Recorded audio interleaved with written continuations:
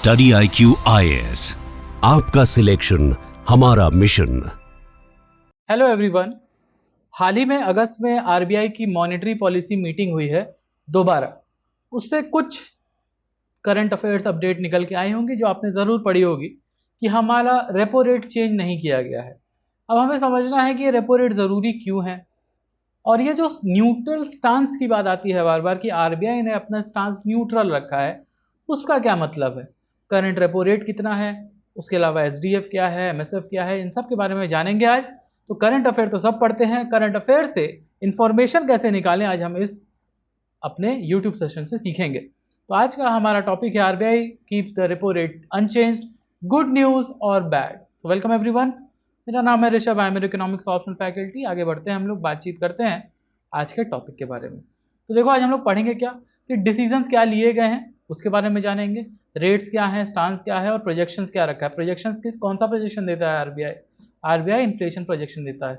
अब मेरा सवाल आपसे है कि इन्फ्लेशन प्रोजेक्शन क्यों देता है आरबीआई? ठीक। दूसरा, मॉनेटरी पॉलिसी कमेटी क्या है, what is the institutional framework, what are the policy rates, what is ILF corridor, what is inflation targeting framework, कौन सा टारगेट करते हो, हेडलाइन इन्फ्लेशन या कोर। ग्रोथ इन्फ्लेशन डायनामिक्स क्या है, बेसिकली इन्फ्लेशन रिलेटेड जो भी नंबर्स हैं। डेवलपमेंटल मेजर्स कौन से लिए जा रहे हैं, मतलब apart from inflation and rates RBI कुछ नई चीज़ें, अगर कोई नया प्रोडक्ट, कोई नए रूल्स रेगुलेशन गाइडलाइंस लाने वाला होता है तो वो भी डिस्कशन होता है आपके मॉनेटरी पॉलिसी मीटिंग्स में। और उसका यूपीएससी में एप्लीकेशन क्या है वो, यानी एक समराइज्ड वर्जन भी। तो शुरू करते हैं कि डिसीजंस क्या क्या हैं। देखो, रेपो रेट 5.25% है, अनचेंज रखा गया है। एसडीएफ रेट अनचेंज 5% रखा गया। ये इसको हम लोग फ्लोर रेट बोलते हैं of liquidity adjustment facility. Liquidity adjustment facility का फ्लोर रेट है। और ceiling is 5.5% the MSF rate और बैंक रेट। अभी आगे बात करेंगे इसके बारे में, ठीक है। जीडीपी ग्रोथ का प्रोजेक्शन क्या है, 6.7%। इस बार इसको अपवर्ड रिवाइज किया गया है 6.6% से। वहीं इन्फ्लेशन का प्रोजेक्शन डाउनवर्ड हुआ है, 5.1% का अनुमान लगाया गया था, घट करके 5% हो गया है। एक्चुअली में हमारा बैंड क्या है, बैंडविड्थ कितनी है? RBI follows flexible inflation targeting, तो वो बैंडविड्थ है 2 से 6% की, 4% प्लस माइनस 2%, ये हमारा टॉलरेंस बैंड है। तो 5% अगर है तो we are fairly in a good space of controlling our inflation, and that is why RBI को रेपो रेट बढ़ाने की ज़रूरत नहीं पड़ी है। लेकिन आरबीआई ने रेपो रेट घटाया भी नहीं है, इसकी वजह भी आगे हम लोग देखेंगे। अब समझते हैं कि मॉनेटरी पॉलिसी कमेटी क्या है। देखो, 2016 में, ठीक है, 2016 से हम लोग मॉनेटरी पॉलिसी कमेटी बनाए हैं after recommendation of Urjit Patel committee. याद रखना ये बात, ठीक है। अब इसमें 6 मेंबर्स होते हैं, 3 मेंबर होते हैं आरबीआई से और 3 मेंबर होते हैं appointed by the central government, ठीक है। सेंट्रल गवर्नमेंट अपॉइंट करती है। सेंट्रल गवर्नमेंट किसके थ्रू अपॉइंट करती है? ये अपॉइंट करती है search come selection committee that is headed by the cabinet secretary. याद रखना ये बात इंपॉर्टेंट हो सकती है। कैबिनेट सेक्रेटरी हेड करते हैं एक सर्च कम सिलेक्शन कमेटी और उससे 3 लोगों को अपॉइंट करती है सेंट्रल गवर्नमेंट।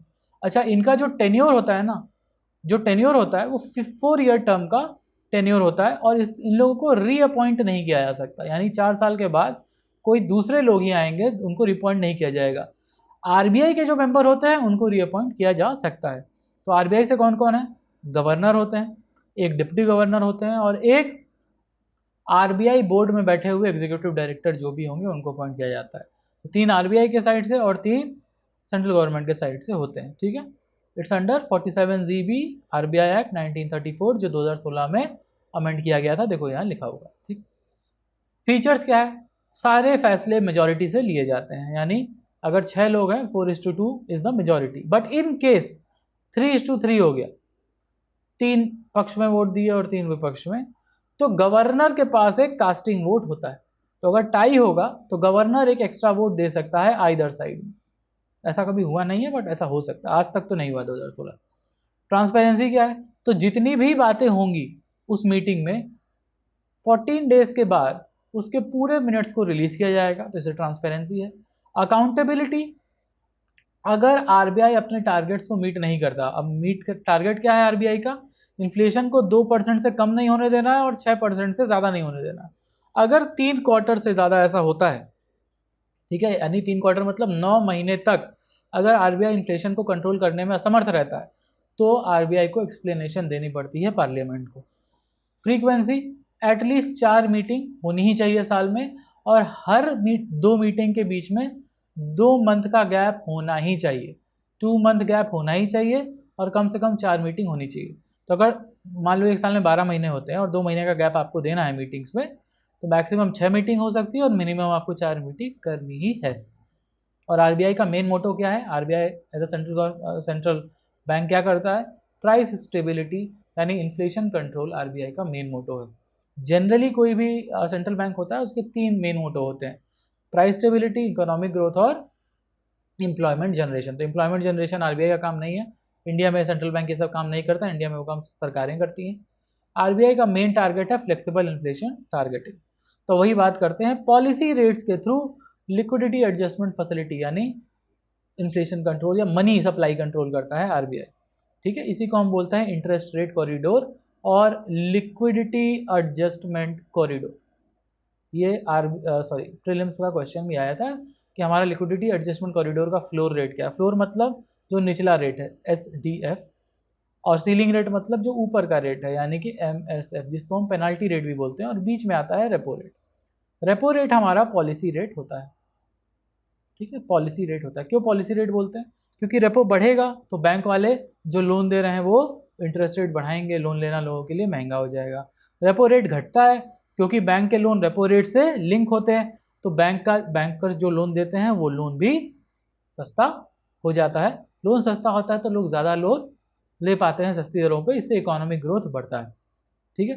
तो सीलिंग रेट क्या है, MSF रेट और बैंक रेट। MSF क्या है, मार्जिनल स्टैंडिंग फैसिलिटी, और SDF क्या है, स्टैंडिंग डिपॉजिट फैसिलिटी, ठीक है। अब SDF रेट वो रेट है जिसको फ्लोर रेट बोलते हैं। इसका मतलब क्या है कि बैंक के पास अगर एक्स्ट्रा मनी है तो वो आरबीआई के पास जाके वो जमा कर सकता है, डिपॉजिट कर सकता है, इसीलिए इसको स्टैंडिंग डिपॉजिट फैसिलिटी बोलते हैं, ठीक है। Okay, clear. MSF bank rate क्या है, अपर लिमिट है, यानी बैंक्स के पास हो सकता है कभी कभी ओवरनाइट बेसिस पे पैसे की कमी हो जाए, तो एक पेनाल्टी रेट है, आरबीआई से बैंक्स बोरो कर सकते हैं। ओवरनाइट बेसिस पे आरबीआई से बैंक्स बोरो कर सकते हैं, ताकि उनका जो मान लो बैलेंस शीट में कुछ प्रॉब्लम है, ये कुछ प्रॉब्लम आ रही है ऑपरेशंस पे, तो बैंक्स को आरबीआई पैसे दे देता है 5.5%, ठीक है। ओके, सो LAF क्या है, अपना प्राइमरी ऑपरेटिंग फ्रेमवर्क है लिक्विडिटी मैनेजमेंट का, और 1990s के बाद यानी मोस्टली 1997 से इसको इंट्रोड्यूस किया गया था। और SDF जो हमारा फ्लोर रेट है, इसको रिप्लेस किया, इसको किसी ने रिप्लेस किया है। तो जो हमारा रिवर्स रेपो रेट था पहले, यानी the rate at which RBI used to borrow from the banks, उसको हटा दिया गया है फ्लोर रेट से, उसकी जगह SDF आ गया है। अब क्यों हटाया गया, इसलिए हटाया गया कि क्योंकि आरबीआई कहे कि हम बॉस है, हम जो चाहेंगे वो करेंगे। SDF में आरबीआई के साथ एक फायदा होता है कि आरबीआई को गवर्नमेंट की सिक्योरिटीज को एक तरह से कोलैटरल की तरह नहीं रखना पड़ता। रेपो ऑपरेशंस में बैंक्स को, अब जैसे बैंक अगर आरबीआई से लोन लेगा, आरबीआई अगर बैंक बोरो करेगा, तो बैंक्स को आरबीआई को कुछ कोलैटरल देना होगा। तो कोलैटरल में बैंक्स क्या देते हैं, कोलैटरल में बैंक्स देते हैं गवर्नमेंट सिक्योरिटीज, कोलैटरल में देते हैं गवर्नमेंट सिक्योरिटीज। तो गवर्नमेंट सिक्योरिटी अगर देंगे तो उनके पास भी तो कमी हो जाएगी, तो आरबीआई अपने गवर्नमेंट सिक्योरिटीज बिना दिए हुए भी एक्सेस लिक्विडिटी तक आउट कर लेता है मार्केट से। थोड़ा और इंटरेस्टिंग मैकेनिज्म है ये, आपको और पढ़ना है तो आप क्लास ज्वाइन कर सकते हैं, क्योंकि हमारा इकोनॉमिक्स ऑप्शनल के बैच का इंटरनेशनल इकोनॉमिक्स का बैच हमारा शुरू होने वाला है। और इस समय दुनिया भर में अगर कोई सबसे सबसे इंटरेस्टिंग टॉपिक है तो वो है इंटरनेशनल ट्रेड, क्योंकि अभी आपने देखा होगा 100% टैरिफ फिर से यूएस में आ गया है इंडिया के ऊपर, कैसे इंडिया उसको पार पाएगा उससे, ये सब चीज़ें हम लोग सीखेंगे। और टैरिफ का नुकसान किसको, फ़ायदा किसको होता है, इन सब के बारे में हम लोग इंटरनेशनल इकोनॉमिक्स में समझते हैं। तो अगर आपका बैकग्राउंड है इकोनॉमिक्स में, कॉमर्स में, या फिर आप एक स्टेम स्टूडेंट है, स्टेम मतलब साइंस टेक्नोलॉजी इंजीनियरिंग मैथमेटिक्स के स्टूडेंट हैं, तो आपके लिए इकोनॉमिक्स से अच्छा ऑप्शन हो ही नहीं सकता, ठीक है, क्योंकि मैथ्स कम है, एक लॉजिकल ग्राफ है, आपका लॉजिकल ब्रेन एक्टिवेटेड रहता है, और एप्लीकेशन बेस्ड ये आपका इकोनॉमिक्स ऑप्शनल है। तो अगर आपको इंटरनेशनल इकोनॉमिक्स से ओवरऑल इकोनॉमिक्स स्ट्रक्चर समझने में मज़ा आता है और आप इन डेप्थ जाना चाहते हैं, भारत को विकसित देश बनाना चाहते हैं 2047 तक, तो इकोनॉमिक्स पढ़ के आप एक बेहतर ब्यूरोक्रेट बन सकते हैं अच्छी रैंक के साथ। तो हमारा फ्रीडम डे सेल चल रहा है और इस फ्रीडम डे सेल में आपको मेरा इकोनॉमिक्स ऑप्शन मिलेगा ऑल टाइम लोएस्ट प्राइस पे, यानी अप्रॉक्सीमेटली 80% के आसपास का आपको डिस्काउंट है और आपको डबल वैलिडिटी मिलेगी अगर आप यूज़ करेंगे coupon code HS live, short for high score live. और स्टिल आपको अगर डाउट है कि आपको ऑप्शन लेना चाहिए या नहीं लेना चाहिए, इकोनॉमिक्स में डाउट है, you can follow me on Hipponomics Telegram पे या इंस्टाग्राम पे, और you can write to me on rishabh.singh@studyIQ.com, so I either me और my team will reply to you. Okay, वापस आ जाते हैं। एक और चीज़ वहाँ से निकल के आई कि आरबीआई ने न्यूट्रल स्टांस रखा है। न्यूट्रल स्टांस का क्या मतलब? न्यूट्रल स्टांस का मतलब है कि अगर मान लो 5.25% हमारा आरबीआई बोलता है ये रेपो रहेगा, तो आने वाली जो बाई मंथली पॉलिसी आपकी होगी, मतलब मॉनेटरी पॉलिसी होगी, इसमें आरबीआई रेट बढ़ा भी सकता है और घटा भी सकता है। तो आरबीआई न्यूट्रल है ग्रोथ को लेके, इसका ये मतलब है, ठीक है। Rate consistent, no strong bias, RBI का कोई बायस नहीं है, वो घटा भी सकता है और बढ़ा भी सकता है। अगर एकोमोडेटिव पॉलिसी होती है, अकोमोडेटिव स्टांस रखता है आरबीआई, तो अकोमोडेटिव स्टांस का मतलब होता है आरबीआई विल अकोमोडेट ग्रोथ, और ग्रोथ को अकोमोडेट करने के लिए आरबीआई रेट्स को यानी इंटरेस्ट रेट को गिराएगा आने वाले समय में। तो अकोमोडेटिव मतलब होता है अकोमोडेटिव ग्रोथ रेट। और तीसरी चीज होती है हॉकिश, जिसको हम बोलते हैं विथड्रॉल ऑफ अकोमोडेशन। ये आरबीआई करता है जब इन्फ्लेशन बढ़ जाता है। तो इन्फ्लेशन बढ़ेगा अगर, तो इन्फ्लेशन कंट्रोल करने के लिए क्या करना पड़ेगा आरबीआई को? इंटरेस्ट रेट भी बढ़ाने पड़ेंगे। तो अगर आरबीआई को ऐसा लगता है कि आने वाले समय में इन्फ्लेशन बढ़ सकता है, तो आरबीआई डायरेक्टली स्टांस लेता है हॉकिश पॉलिसी का कि आने वाले समय में हम लोग रेट बढ़ाएंगे ही बढ़ाएंगे, घटाएंगे नहीं। या तो सेम रहेगा रेट या तो बढ़ेगा। न्यूट्रल स्टांस में होता है या तो बढ़ेगा या घटेगा या सेम रहेगा आने वाली पॉलिसीज में। अकोमोडेटिव ग्रोथ में होता है या तो रेट घटेगा या सेम रहेगा, बट बढ़ेगा तो नहीं आने वाले समय में, ठीक है। तो अगस्त 2026 में न्यूट्रल स्टांस क्यों था, उसके पीछे की वजह जो बहुत ज़रूरी है आपके प्रीलिम्स के लिए और आपकी ओवरऑल इकोनॉमिक अंडरस्टैंडिंग के लिए, क्योंकि देखो हेडलाइन इन्फ्लेशन जो है वो सप्लाई साइड की वजह से बढ़ा है। अब सप्लाई साइड जो है उसको आरबीआई कंट्रोल नहीं कर सकता, सीधी सी बात है। मॉनेटरी पॉलिसी से आप सप्लाई साइड को कंट्रोल नहीं करते हैं। तो चाहे आपका फूड इन्फ्लेशन हो या फ्यूल इन्फ्लेशन हो, फ्यूल इन्फ्लेशन क्या है, वो तो इम्पोर्टेड इन्फ्लेशन है, बाहर से आ रहा है फ्यूल हमारे यहाँ। तो आरबीआई थोड़ा कंट्रोल करेगा कि आप कितने टैंकर आके यहाँ पे आपके देश में आ रहे हैं या नहीं आ रहे हैं। आरबीआई उसको कंट्रोल नहीं कर सकता। हाँ, लेकिन आरबीआई एक चीज़ कर सकता है, वो डिमांड साइड को कंट्रोल कर सकता है। तो तेल की डिमांड ना बढ़े उसको कंट्रोल करने के लिए आरबीआई क्या करेगा? ना रेट बढ़ाएगा ना घटाएगा, जो जैसा चल रहा है चलने दो, क्योंकि रेट घटते ही डिमांड बढ़ जाएगी, डिमांड बढ़ जाएगी तो ऑयल की डिमांड बढ़ जाएगी, तो इंपोर्ट की डिमांड बढ़ जाएगी, तो उससे क्या होगा? इन्फ्लेशन बहुत तेजी से शूट कर जाएगा। तो आरबीआई डिमांड साइड को कंट्रोल करता है, सप्लाई साइड को नहीं। मॉनेटरी पॉलिसी से आप सप्लाई साइड को कंट्रोल नहीं कर सकते, तो इसीलिए आरबीआई अपने डिमांड को अकॉर्डिंग टू द आने वाला इन्फ्लेशन कंट्रोल करके रखता है। कोर इन्फ्लेशन आपका सेम लेवल पे लगा हुआ है, यानी कि डिमांड के जो प्रेशर है, मतलब हमारे जो डिमांड साइड के प्रेशर है उनको कंटेन करने में सफल रहा है RBI. Domestic growth is resilient, हमारा 6.7% का ग्रोथ आने वाला है, 0.1% का बढ़ोतरी भी देखा गया है करंट आरबीआई मॉनेटरी पॉलिसी में, even after all that West Asia crisis हो, रशिया यूक्रेन क्राइसिस हो, या फिर इस साल तो एल नीनो ईयर भी नहीं है तब भी। और मॉनेटरी पॉलिसी कमेटी बोली है कि रिकैलिब्रेट करने से पहले हम लोग अपने रेट को बहुत बार सोचेंगे, इसीलिए हम लोग न्यूट्रल रखे हैं, ना बढ़ाए हैं ना घटाए हैं अपने स्टांस को, ठीक। अब आरबीआई क्यों रेट घटाता है या बढ़ाता है? क्योंकि RBI as per the Urjit Patel committee और द मॉनेटरी पॉलिसी कमेटी उसको इस टारगेट को मेंटेन करना है, 4% ऑफ सीपीआई। सीपीआई मतलब कंज्यूमर प्राइस इंडेक्स, यानी हेडलाइन इन्फ्लेशन, हेडलाइन इन्फ्लेशन को मेंटेन करना 2 से 6% के बीच में। कब तक रहेगा? 2031 तक। क्यों रहेगा?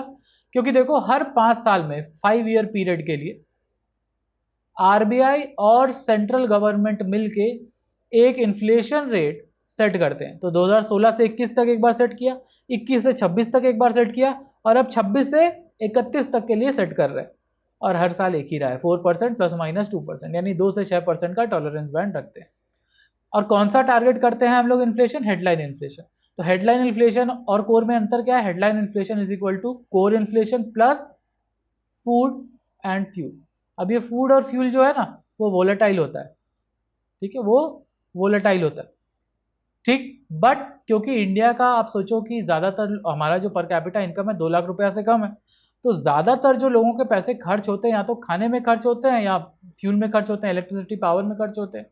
तो अगर ज़्यादातर पैसे फूड और फ्यूल में खर्च हो रहे हैं तो आरबीआई उसको अपने इन्फ्लेशन काउंटिंग से बाहर तो निकाल नहीं सकता।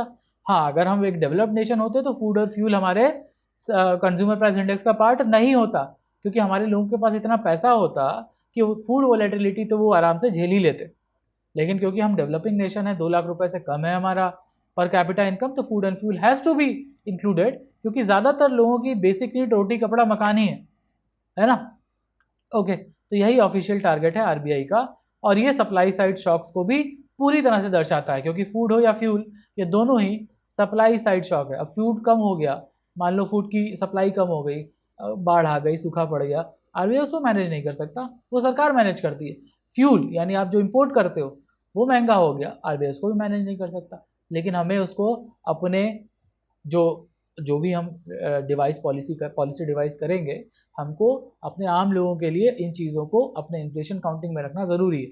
यही चीज़ कोर इन्फ्लेशन में नहीं होती, उसमें फूड और फ्यूल प्राइसेस को नहीं रखा जाता है और वो ऑलमोस्ट स्टैग्नेंट रहा है। इसका मतलब है कि आने वाले समय में रेट्स नहीं बढ़ने चाहिए। कोर इन्फ्लेशन 3-4 महीने के बाद आपके हेडलाइन इन्फ्लेशन में कई बार देखने को मिल जाता है। अगर कोर इन्फ्लेशन बढ़ता है तो आने वाले समय में हेडलाइन इन्फ्लेशन भी बढ़ता है। अब क्योंकि कोर नहीं बढ़ रहा है तो आने वाले समय में ये उम्मीद की जा रही है कि हेडलाइन इन्फ्लेशन भी नहीं बढ़ेगा, ठीक है। This is the target headline. Target policy क्या होती है हमारी? Headline CPI. ओके, तो डुअल मैंडेट है, मतलब प्राइमरी मैंडेट आरबीआई का क्या है? प्राइस स्टेबिलिटी और उसके अलावा ग्रोथ। और ये कैसे मैनेज करता है RBI? With their repo rate और फ्लेक्सिबल इन्फ्लेशन टारगेटिंग। अब 2016 में ये चीज़ आई है, तो 2016 के पहले भी कुछ हो रहा होगा जिससे आरबीआई मनी सप्लाई को मैनेज करता होगा। अगर आपको वो समझना पड़ना है तो इकोनॉमिक्स ऑप्शन की क्लास में आपका स्वागत है। आपका जीएस भी पूरा हो जाएगा, क्योंकि प्रीलिम्स में भी इकोनॉमिक्स बहुत सारा आता है, और ऑप्शन भी पूरा हो जाएगा, अच्छा रैंक आ जाएगा, ठीक है। और कुछ रेगुलेटरी मेजर्स भी लिए गए हैं इस बार। अर्बन कोऑपरेटिव बैंक्स के लिए कुछ ड्राफ्ट गाइडलाइन है। ड्राफ्ट गाइडलाइन का मतलब अभी वो पब्लिक के लिए ओपन है, आप अपने सजेशंस उसमें दे सकते हैं। तो यूसीबी यानी अर्बन कोऑपरेटिव बैंक्स के लाइसेंसिंग को ऑन टैप करने के लिए यानी ईजियर बनाने के लिए एक डिस्कशन पेपर लाया गया है। रूरल कोऑपरेटिव बैंक से जहाँ तक बात है तो उनकी क्रेडिट मॉनिटरिंग अरेंजमेंट जो 2008 में रिवाइज हुई थी लास्ट टाइम, उसको भी कॉम्प्रिहेंसिवली रिव्यू कर रहा है आरबीआई और नए गाइडलाइंस और मॉनिटरिंग अरेंजमेंट लाने वाला है। इसके भी ड्राफ्ट डायरेक्शन आ गए, यानी ओपन फॉर पब्लिक है, आप चाहें तो अपना सजेशन दे सकते हैं इंप्रूवमेंट का। अब आप सजेशन कब दोगे? जब आपका इकोनॉमिक बैकग्राउंड अच्छा होगा, आपको इकोनॉमिक्स समझ में आएगी, और इकोनॉमिक्स समझना है तो इकोनॉमिक्स ऑप्शन से अच्छी क्लास क्या ही होगी। इंटरेस्ट रेट फ्रेमवर्क की अगर हम बात करें, ठीक है, तो स्टैंडर्डाइज करना चाहता है आरबीआई इंटरेस्ट रेट को, और किया भी है। रेपो रेट को एक्सटर्नल बेंचमार्क लेंडिंग रेट बना दिया गया है, यानी जो भी लोन अब आप लेते हो, सिक्योर्ड या अनसिक्योर्ड, रिटेलर जो आप लोग हो, हम और आप, कंज्यूमर लोन, वो सब कुछ ईबीएलआर पे शिफ्ट हो गया, एक्सटर्नल बेंचमार्किंग रेट पे चला गया है। तो इससे ट्रांसपेरेंसी बढ़ी है और रेगुलेशन के साथ साथ मॉनेटरी पॉलिसी का ट्रांसमिशन भी बेहतर हुआ है, ठीक है। अब हम देखते हैं कि लिमिट्स टू मॉनेटरी पॉलिसी क्या है। तो देखो, वेस्ट एशिया कॉन्फ्लिक्ट हो या एल नीनो हो या ग्लोबल ट्रेड पॉलिसी हो या कैपिटल फ्लोज हो, सब कुछ एक ही तरफ जा रहा है, वो है supply side impact is a limit to monetary policy. Supply side impact is a limit to monetary policy. तो अब भाई एग्रीकल्चर खराब हो रहा है, मानसून नहीं आ रहा है, या वेस्ट एशिया कॉन्फ्लिक्ट की वजह से तेल नहीं आ रहा है, ग्लोबल ट्रेड पॉलिसी में अमेरिका वहां बैठ कर 100% टैरिफ लगा रहा है, तो आरबीआई क्या करेगा उसमें? आरबीआई डोमेस्टिक डिमांड कंट्रोल कर सकता है बस, ठीक है। तो that is the limitation to monetary policy. Supply side impact को चेक करने का काम भारत की सरकार का है, आरबीआई का नहीं है, ठीक है। तो सिंपल हम लोग क्या क्या सीख लिए? रेपो रेट 5.25% है, इससे हम लोग 3 चीजें सीखे, liquidity adjustment facility, policy rate और मॉनेटरी ट्रांसमिशन, और इसका यूपीएससी में रेलेवेंस है। न्यूट्रल स्टांस के अलावा जो 2 स्टांस होते हैं, अकोमोडेटिव, हॉकिश या विड्रॉल ऑफ अकोमोडेशन, वो भी देखें। एमपीसी एक यूनैनिमस वर्डिक्ट दिया है, ये भी बात याद रखने की है, ठीक है। सीपीआई हमारा 5% होने वाला है, घटा है, और टारगेट हमारा 4% ±2% होता है। जीडीपी 6.7% है, प्लस 0.4% की फोरकास्टिंग की गई है। और यूसीबी यानी अर्बन कोऑपरेटिव बैंक के लाइसेंसिंग के ऊपर या बैंकिंग रिफॉर्म्स के ऊपर एक ड्राफ्ट पेपर रिलीज किया गया है। ठीक है, तो क्या क्या हम लोग सीखे? पॉलिसी सिग्नलिंग सीखे, इंस्टीट्यूशनल डिजाइन क्या है सीखे, और फ्लेक्सिबल इन्फ्लेशन टारगेटिंग कैसे काम करता है वो देखे, ग्रोथ इनिशिएटिव क्या लेता है आरबीआई वो देखे, और उसके साथ साथ फाइनेंशियल सेक्टर रिफॉर्म में आरबीआई काम कर रहा है वो भी देखे। ठीक, तो आप ये सब चीजें अपने प्रीलिम्स और अपने मेंस दोनों की तैयारी के लिए आप इसको यूज कर सकते हैं, तो यूज इट वाइजली। ठीक है, अब आप वोट दे सकते हो, आप ग्रेजुएट हो तो आपको अपने सिलेबस के अकॉर्डिंग जो भी हम पढ़ाते हैं वो आपको समझ में आना चाहिए और उसको रिलेट करना आपको सीखना होगा। Okay, I hope this is clear to you.